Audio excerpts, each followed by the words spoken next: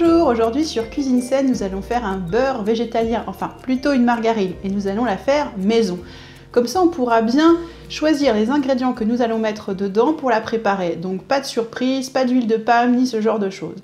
Donc pour réaliser notre margarine maison, nous aurons besoin de 60 g de noix de cajou. Alors là, je les ai fait tremper pendant une demi-journée, je les ai rincés.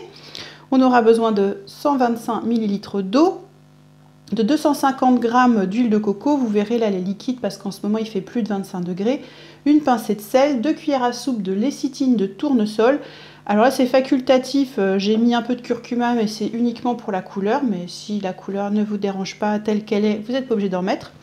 Et je vais aussi utiliser des probiotiques, donc ici j'utilise probiotiques, donc c'est des probiotiques qui sont véganes et sans gluten, sans produits laitiers, sans lactose, sans soja, sans sucre, sans OGM.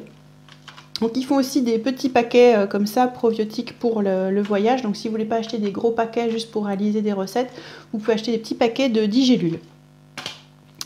Donc maintenant, je vais commencer la recette. Donc je vais prendre mes 60 g de noix de cajou. Donc vous n'oubliez pas que si vous voulez imprimer la recette, il y a le lien vers le PDF dans la barre d'infos que vous pouvez imprimer. Comme ça vous évite de tout noter en même temps que vous m'écoutez. Alors, les noix de cajou, l'eau. Maintenant, je vais rajouter une gélule de probiotiques à ma préparation qu'on va venir fermenter. Donc cette préparation, pourquoi on la fermente? Parce que ça va donner un meilleur goût à votre margarine. Vous savez, c'est comme le fromage, quand c'est fermenté, c'est toujours meilleur que quand ce n'est pas fermenté.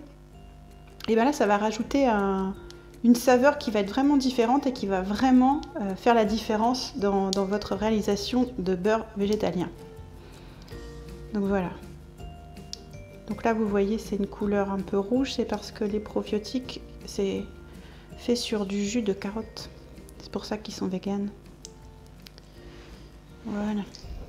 Donc maintenant, je vais les mettre dans ce blender. C'est un blender Cuvings qui fait la mise sous vide. Donc ça fait un super mixage. Donc là, j'ai besoin vraiment que le mixage réalisé soit très très fin. Parce que comme on veut du beurre, on ne veut pas du tout de morceaux dedans. Donc il faudra utiliser un blender bien puissant ou sinon vous viendrez filtrer après votre préparation.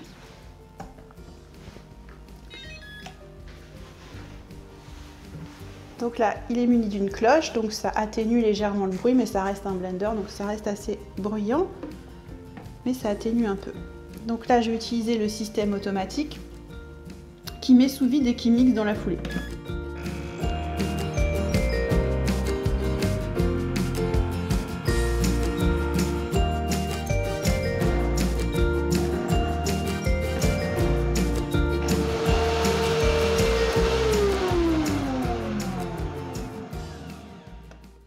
J'enlève la cloche, j'enlève la pression.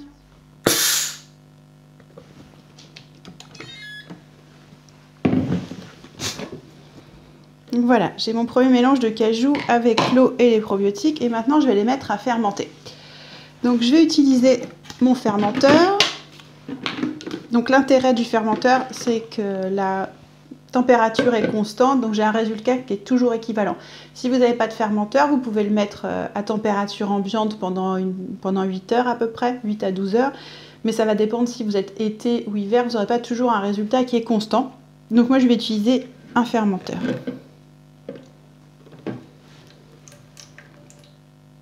Donc je verse ma préparation.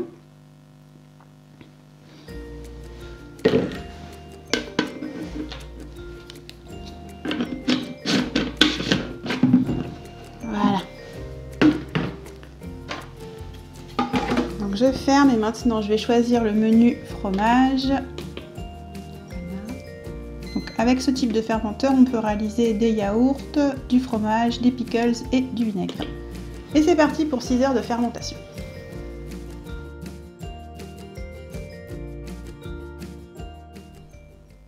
Maintenant que notre préparation est fermentée, donc ici je l'avais préparée à l'avance, je la remets dans le blender.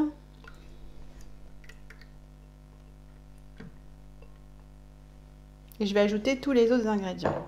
Donc là, je vais ajouter l'huile de coco. Donc si elle est solide, ça pose pas de souci, hein. Aujourd'hui, il fait chaud, elle est liquide. je vais mettre une pincée de sel, 2 cuillères à soupe de lécithine de tournesol,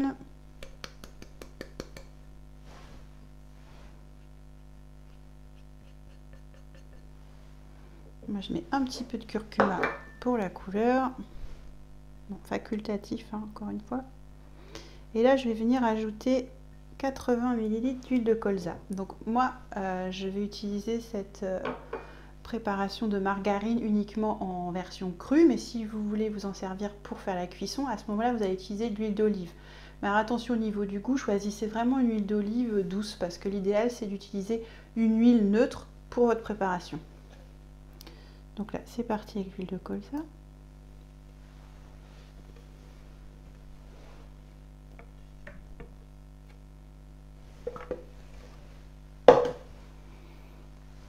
Et maintenant je vais mixer, donc je vais venir mixer en version aussi sous vide parce que ça va être idéal, parce que là j'ai envie qu'il n'y ait pas de bulles du tout dans ma préparation, puisqu'ensuite je vais la mettre au congélateur pour qu'elle fige très rapidement.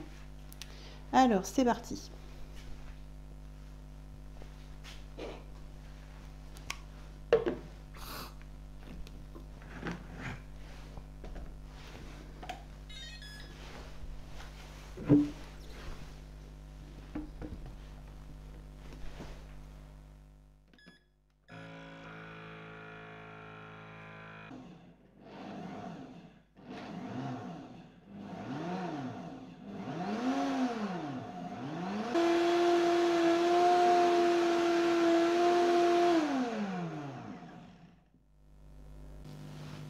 J'enlève la cloche, j'enlève la pression.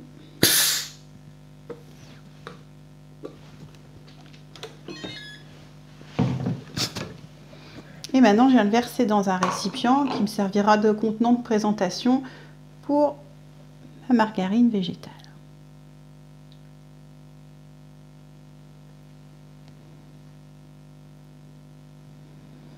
Donc maintenant je vais la réfrigérer immédiatement pendant 1 heure au congélateur, ensuite je la mettrai au réfrigérateur.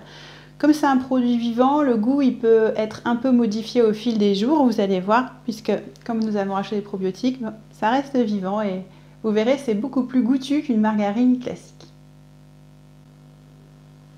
Une fois que notre margarine végétale a refroidi, on obtient ceci. Et ça, on va pouvoir venir l'étaler sur des tartines. Donc pour ceux qui étaient tristes de ne plus pouvoir consommer du beurre, vous pourrez fabriquer vous-même votre alternative.